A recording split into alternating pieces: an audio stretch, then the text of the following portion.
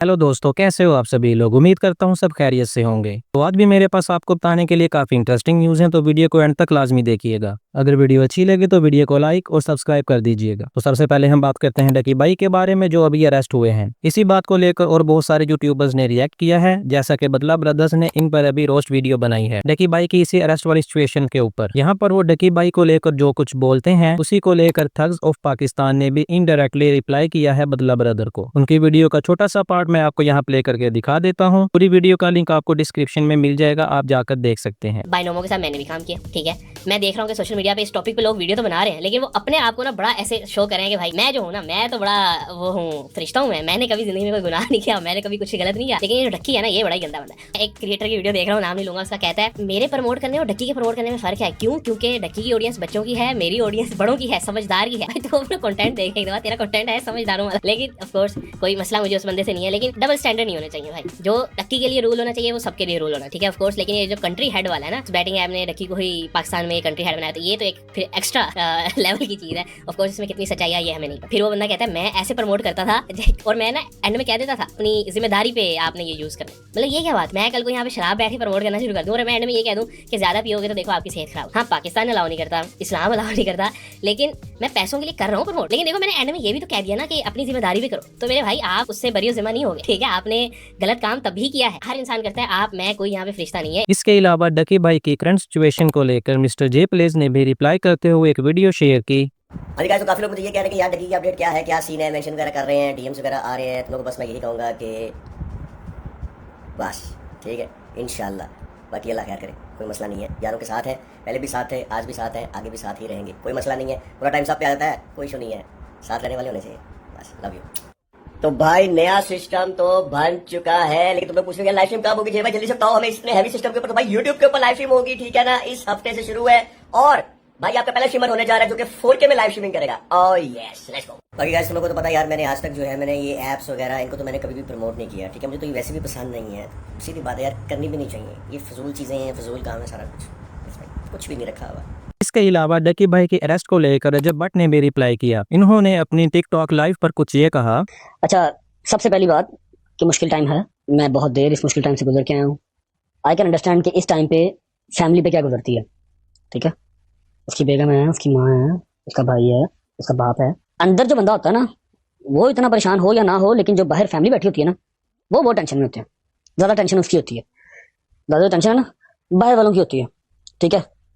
बाकी जहाँ तक बात है उसके अंदर रहने की, तो इंशाल्लाह जहाँ तक मुझे अकल समझ है, जितनी के केसों कोसों की, मेरे ख्याल से, मेरे तजर्बे के मुताबिक तो उसको पिछली पेशी पे बाहर आ जाना चाहिए था।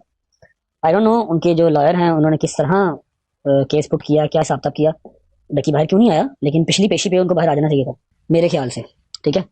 ठीक है, हो सकता है कि एफआई की तरफ से ज़रा वो डंडा ज़्यादा दिया हो, शायद इसलिए रिमांड एक और मिल गया। लेकिन मेरा ख्याल है कि एक रिमांड के बाद सेकंड रिमांड बनता नहीं था, बेल हो जानी चाहिए थी, ठीक है। एक ये बात हो गई। दूसरी बात कि अगर डकी ने, मैंने 15,000 और इन्फ्लुएंसर्स ने की है प्रमोशन बाइनोमो की, जो बताते एक ट्रेडिंग ऐप है, हमारे सामने वो ट्रेडिंग ऐप होती है, और ट्रेडिंग क्रिप्टो पाकिस्तान में लीगल मेरा ख्याल है कर दी गई है ना, तभी तो वो मिल रही हैं, सारी मिनिस्ट्रियाँ मिल रही हैं, मिनिस्ट्रियाँ मिल रही है क्रिप्टो की। मेरा ख्याल है कि जो प्रमोशन उसने की है, जिसको गैम्बलिंग ऐप कहा जा रहा है, तो फिर तो मुड से स्टार्ट करना चाहिए था ना, मुड से। You know what is the meaning of मुड? मुड मतलब कि शुरुआत से शुरुआत करनी चाहिए थी। डकी, मैं, 10,000 इन्फ्लुएंसर्स और हैं जो कर रहे हैं, इन्होंने तो शुरू की साल होया, 1.5 साल होया। जेड़ा साडा पाकिस्तान का सब तो बड़ा इवेंट है पीएसएल के अंदर एवरी सिंगल प्लेयर ने जो शर्ट पहनी होती है, किट पहनी होती है, यहाँ पर लिखा होता है 1x bet। क्या लिखा होता है? 1x bet। वो ट्रेडिंग ऐप नहीं है, उसका अंधे को भी पता है कि ये जुए की ऐप है, यहाँ पर बैठो जुआ लगाओ। तो भाईजान फिर वो आप उनको क्यों नहीं पकड़ते? वो जो पीएसएल के पीछे पट्टी चल रही होती है सारे टीवी पे, जो नेशनल आपका टीवी चैनल है उसको दिखा रहा होता है, उसके अंदर एड्स चल रहे होते हैं, क्रिकेटर्स को प्रमोट कर रहे होते हैं, उनको क्यों नहीं पकड़ते? वो तो डायरेक्ट कह रहे हैं 1x bet करो। उथे नहीं हथ पैंदा। मैं बताता हूँ होता क्या है। हाथ दरअसल वहां पर पड़ता है जहां पर नजर आ रहा हो ना कि यार ठीक है, खांदे पींदे कौन देखता है। चलो नहर बह रही है, अगर हाथ हम भी बोलेंगे, ठीक है। बाकी लॉ एंड ऑर्डर मेरा ख्याल है सबके लिए सेम होना चाहिए। अगर डकी अंदर है अपनी गलती की वजह से है, मैं आता हूँ, मुझे पकड़ के डालें, ठीक है, कोई मसला नहीं है।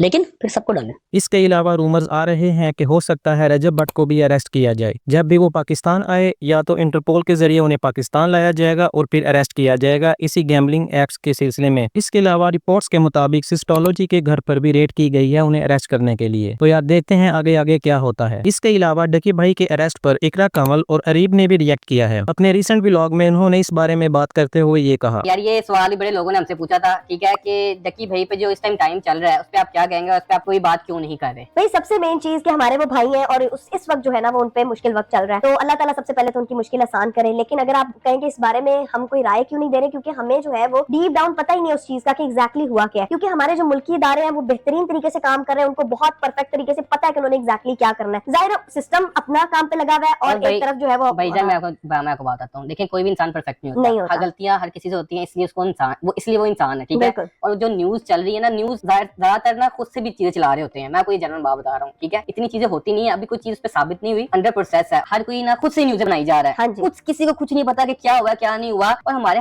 अदारे जो है वो इतने कमजोर नहीं है कि बेफजूली किसी के ऊपर इल्जाम लगा के उसको सजा दे दें। इंशाल्लाह अभी वो ट्रायल चल रहा है ना, ट्रायल चल रहा है, उसको जुर्म हुआ नहीं है और इंशाल्लाह उस चीज से निकल भी आएगा। वो आएगा, उस चीज को एड्रेस करेगा, उसको सही खत्म कर देगा। फैमिली से सुनी सुनाई बातें, लोगों से सुनी सुनाई बातें चल रही है, तो वो एक अभी अपना वर्डिक्ट देना बिल्कुल गलत बात है। हाँ हमारा भाई है, हम उसके साथ हैं और इंशाल्लाह वो निकल आएगा इस चीज से। बस आप दुआ करें, 2-3 दिन 4 दिन जितना भी टाइम लगता है, अदारे उस चीज को क्लियर करेंगे। पता नहीं बैक एंड पे क्या चल रहा है क्या नहीं चल रहा, तो हम उस चीज पे कोई कमेंट कर ही नहीं सकते। बाकी इसके लिए लाजमी दुआ करें, उसके घर वालों के लिए दुआ करें कि वो इस चीज से जल्दी क्लियर हो। मुश्किल टाइम है ना उनके लिए, उसके ऊपर वो चीज करना, वो चीज मेरे ख्याल से सही है ही नहीं। बिल्कुल ऐसा ही है। और जिस सोशल मीडिया प्लेटफॉर्म को जो दिल चाह रहा है ना वो इस वक्त पोस्ट करी जा रहा है विदाउट वेरिफिकेशन, तो मेरा ख्याल से इसीलिए उस चीजों से थोड़ा दूर रहना चाहिए जब तक आपके सामने उसका जो है वो सही हकीकत खुल के सामने नहीं आती। इसके अलावा तलहा रिव्यूज ने भी डकी भाई की अरेस्ट वाली सिचुएशन पर रिएक्ट करते हुए एक वीडियो अपलोड की। आपको सुन ले इस बारे में उन्होंने क्या कहा। डकी भाई के बाद अब बाकी सारे टिकटॉकर्स भी जेल में जाने वाले हैं। मगर क्यों? क्योंकि यार जितने भी टिकटॉकर्स और यूट्यूबर्स बांधी और इस तरह की जितनी भी एप्स उनको प्रमोट करते थे गवर्नमेंट की तरफ से, इन सब के ऊपर क्रैकडाउन और एक्शन होने वाला है। ये पैसा आएगा कहां से? दी बेस्ट एप्लीकेशन है बाइनोमो। ऑनलाइन गेम से अर्निंग कर रहा है। अब ये बात मैं आप लोगों को पिछले 3 साल से बता के थक गया हूँ कि कोई ऐसी ऐप या प्लेटफॉर्म नहीं होता। एक ही गल हुई कि पाकिस्तान का एक ऐसा प्लेटफॉर्म आ गया जो तेरी जिंदगी बदल देगा, तेरे हालात सही कर देगा। और वो जो प्लेटफॉर्म है वो असल में जुआ है भाई, पैसे लाओ तो पैसे डुबाओ। मुनीब खान तो आपको याद ही होगा, उसके अलावा हारिस मलिक, उमर भट्ट और जितने भी वो लोग थे, लास्ट टाइम मैंने आपको बताया था कि इन लोगों ने कराची टिकटॉक के इवेंट पे मेरे साथ आके हाथापाई की। तो उसकी रीजन ये थी कि मैंने मुनीब खान का एक ऐसा ही क्लिप यूज किया था जिसमें वो जुए वाली ऐप को प्रमोट कर रहा था। तो इस बंदे ने उस चीज को अपनी वाइफ और बेटी के वीडियो क्लिप का नाम दे के वहां पर मेरे साथ आके लड़ाई की। लेकिन अब जरा इसका क्लिप देखो, काफी डर का माहौल है। ऑफिशियल स्टेटमेंट भी देना चाहिए कि यार ये चीजें आप लोग सोशल मीडिया पे ना, आजकल तो हर चीज ही सोशल मीडिया पे, तो ये बाउंड्रीज हैं, ये वो है। मतलब इसका मतलब ये हुआ कि तुम लोगों को हलाल और हराम में फर्क नहीं पता, जुआ तुसी प्रमोट करी जाना है और दूसरी साइड पे आ जाकर तुसी इमरान खान का नाम लाके व्यूज लेने होंगे। ये बड़ी अच्छी बात कही है। 2025 में मार्केट में एक नई वायरस आ गया था जी, बाइनरी ट्रेडिंग के नाम से। अब उसमें सबसे जो बड़े करता धरता है वो है जी अनस अली, उसके बाद में वो एक आपका गोट भी है सो कॉल्ड, और इसके अलावा भी बहुत सारे लोग हैं। मजीद बात करते हैं डकी भाई के बारे में, तो डकी भाई की बेल को कोर्ट की तरफ से रिजेक्ट कर दिया गया है और उनकी 2 दिन की जिस्मानी रिमांड के बाद मजीद 4 दिन की जिस्मानी रिमांड दे दी गई है, जिसके बाद डकी भाई की कोर्ट अपीयरेंस भी देखने में आ रही है।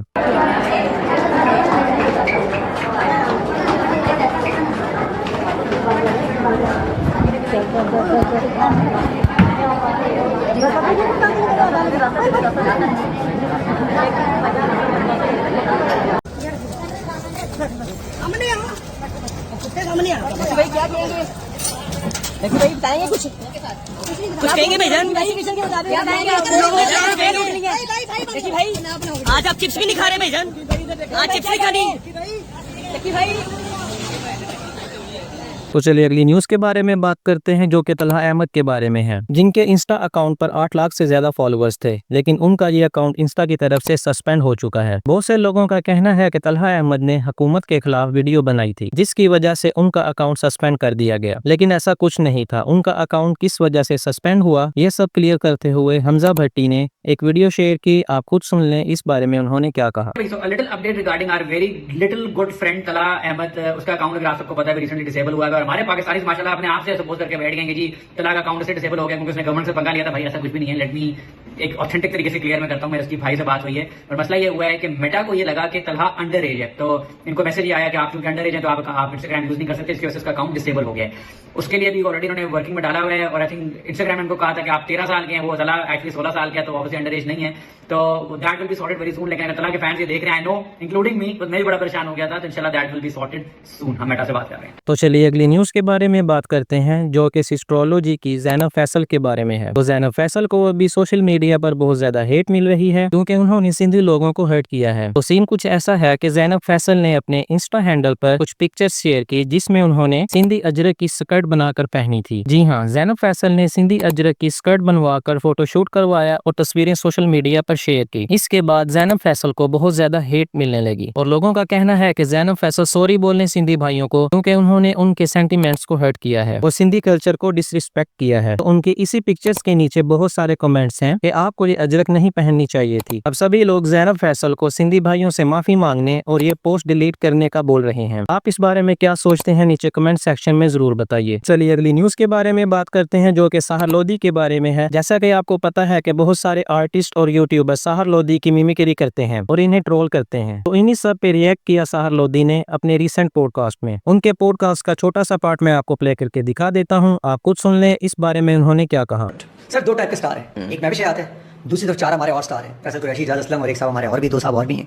ये एक तरफ मिमिक्री आपकी जिन्होंने बनाई है, ये इन्होंने क्या फन टाइम किया और आपको लगता है ये नॉर्मल होना चाहिए, सब कर सकते हैं इसके साथ? ये आपका बर्थ राइट है टू आइदर लाइक मी और डिसलाइक मी, ये आपका बर्थ राइट है। मैं आपके ओपिनियन को कभी चेंज नहीं करना चाहूँगा। मैं आपसे कैसे आपका ये हक छीन लूँ जो आपको अल्लाह ताला ने दिया है। You have the right to your opinion, I am never going to question that. और अगर सेम हम करेंगे या आप करेंगे तो लीगल नोटिस आएगा? क्या मतलब? मतलब ये सेम अगर आप उन स्टार के साथ करें, आप करें, मैं कभी भी नहीं करूंगा, किसी के लिए भी तो मतलब ये बुरा है ना? आई डोंट नो कि बुरा ही अच्छा है, वो तो they can decide. I think उन्होंने मजाक में किया होगा। आई डोंट थिंक कि कोई ऐसी बात उनकी तरफ से कोई इल फीलिंग की वजह से उन्होंने किया या किसी और बात की वजह से किया। आई थिंक मुझे मालूम नहीं है, जनरली मुझे मालूम नहीं है। मैं all of them I respect here and there. उनसे कनेक्टेड नहीं? नहीं, शाम में बात होती रहती है, कहीं खाने पे चले जाते हैं। मैंने मेरी कभी बात नहीं होती। बरसों के बाद कभी अगर किसी से मुलाकात हो गई तो हो गई। देखिए मेरे लिए ये सब बातें बहुत बेमाने हैं, मेरे लिए इट डजंट रियली मैटर। तो चलिए अगली न्यूज की तरफ चलते हैं। तो हम बात करेंगे सलमान सैफ के बारे में। एक्चुअली सलमान सैफ को यूट्यूब की तरफ से एक कम्युनिटी गाइडलाइन स्ट्राइक आई है, जिसकी वजह से वो 1 हफ्ता तक अपने यूट्यूब चैनल पर कोई वीडियो अपलोड नहीं कर सकते। इसी से रिलेटेड अपडेट करते हुए उन्होंने एक वीडियो शेयर की, आप खुद सुन लें इस बारे में उन्होंने क्या कहा। सोचो कि आप जहाँ पे जॉब करते हो, आपका बॉस आपको कहे कि आपने 1 हफ्ते तक नहीं आना, अपना चेहरा नहीं दिखाना, और आपको पसंद भी करते हैं वहाँ पे सब, आप काम भी अच्छा करते हो। तो यही हो गया मेरे साथ ना। यूट्यूब ने मेरा चैनल 1 हफ्ते के लिए जो है वो समझो उसे वीडियोस नहीं अपलोड कर सकता मैं। स्ट्राइक आ गई है, पॉलिसी इशू। 14 अगस्त की जो वीडियो बनाई थी ना हमने, जिस पर ड्रिफ्ट वगैरह कर रहे थे, एक गाड़ी में से बम्पर निकल गया था, उस पर पॉलिसी इशू आया है और स्ट्राइक आ गई है। तो 1 हफ्ते तक मैं आपको नज़र नहीं आऊँगा। और अब क्या करोगे, जब आप काम पे नहीं जाओगे तो घर में ही रहोगे ना। घर में हूँ, किसी चीज़ में दिल नहीं लग रहा, बोरियत हो रही है, बहुत उदासी अलग हो रही है। सोचा आप लोगों को बताऊं क्योंकि मैसेजेस बहुत आ रहे थे, सलमान भाई सब खैर है, तबीयत कैसी है।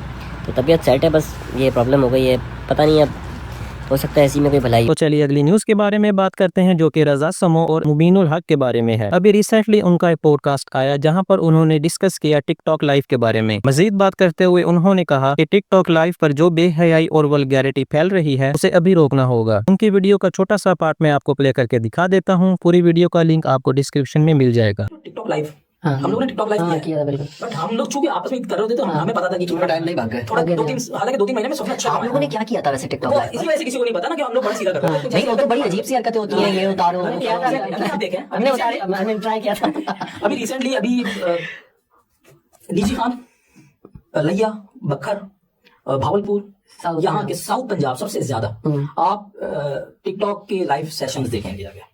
और ये मैं बाकायदा मैं मेंशन कर रहा हूँ इस शहरों को, क्योंकि अगर इस शहर के देखने वाले लोग हैं तो वो उनको जाके प्रेशराइज करें कि भाई ये तुम क्या करो, शहर बदनाम हो रहा है। उनकी आईडी भी ऐसी है, फलाना कोई डीजी खान, फलाना लैया रिप्रेजेंट कर रहे हैं, वो एम्बेसडर बनेंगे। तो ये बताओ क्या कर रहे हैं। तो चलिए दोस्तों, आज के लिए बस इतना ही। तो अगर आपको वीडियो अच्छी लगी हो तो वीडियो को लाइक कर दें, चैनल को सब्सक्राइब कर दें। तो मिलते हैं ऐसी अगली वीडियो में। खुदा हाफिज। शुरुआत जब की तो जिंदगी में गम था, एक हाथ में कागज और दूजे में कलम था, अंदर से था खाली और जुबान बेजुबान, फिर भी खड़ा हुआ मैं लगा के पूरी जान, किया फिर शुरू लिखना कोरे से, एक कागज पे भरोसा था शब्दों और मेरे कलम की उस ताकत पे, इन शब्दों की गहराई जैसे मौत